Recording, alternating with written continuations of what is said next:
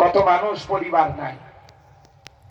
ওই ছেলেটাই বলতেছে, ওই যে জীবন্ত শহীদ, সেই ছেলেটা বক্তব্য দিতে গিয়ে বলতেছে কত মানুষকে যে গুম করেছে এই সরকার, আপনারা হিসাব খুঁজে পাবেন না, এত মানুষকে হত্যা করেছে।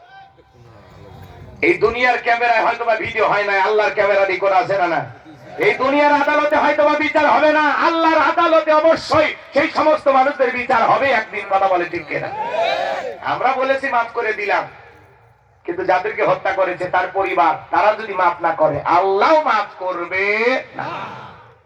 আমরা এমনি মন থেকে বলতেছি মাফ করে দিচ্ছি, আমাদের কি ক্ষতি করছে? রাগ করতেছেন আপনারা? মনের মধ্যে অনেক কষ্ট জমা আছে, আপনাদেরকে আপন মানুষ ভেবেই কথাগুলো বলতেছে। কে আমার কথায় কষ্ট নেবেন না, চলবে না? লিল্লাহি তাকবীর। আমার ভাইরা দিল দিয়ে কথাগুলো বোঝার চেষ্টা করবেন। এইবার উমায় ডেকে বলে, বেলাল তোমার উট্টুম বা ছাগলের মালিক বানায় দেব, থাকার জন্য ভালো ঘর বানায় দেব, তুমি যা চাও আমি দেব।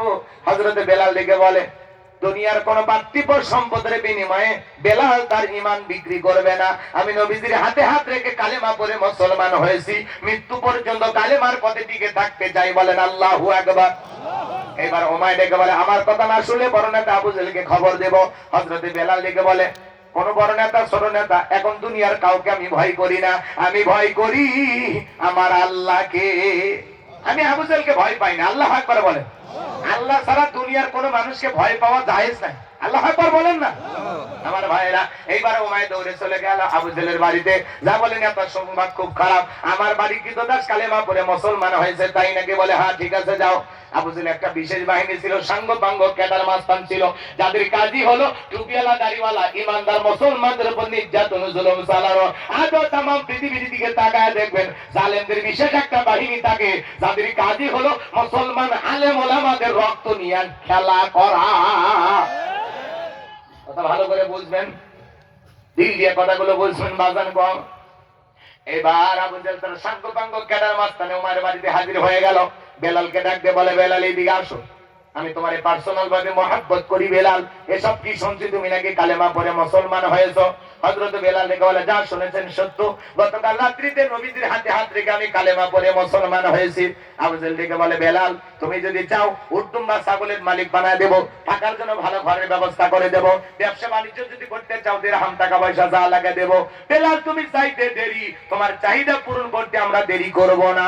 হযরত বেলাল ডেকে বলে, আবু জেহেল রে, দুনিয়ার কোন সম্পদের বিনিময়ে বেলাল তার ঈমান বিক্রি করবে না। দুনিয়ার সব সম্পদ যদি বেলালকে দিতে চাও, দুনিয়ার সব সম্পদ ছাড়তে রাজি, কিন্তু নবীজির কালেমা ছাড়তে রাজি নাই। আল্লাহু আকবার। বেলালের মতো যারা খাঁটি ঈমানদার, এরা টাকার কাছে বিক্রি হয় না। মুনাফিক মার্কা মুসলমান যারা টাকার কাছে বিক্রি হয়, তারা টাকা যেই দিকে ফতুয়া সেই দিকে, টাকার জোরে ওদের ফতুয়া ধরে। টাকা পাইলে বৈধটারে অবৈধ বলে চালিয়ে দেয়, অবৈধটারে বৈধ বলে চালিয়ে দেয়। কথা কোন টাকা হইলে ওরা বাতিলের পাঁচাটা গোলাম হয়ে যায়। এক প্যাকেট বিরিয়ানি আর ডিম পাইলে ম্যাডাম আপনি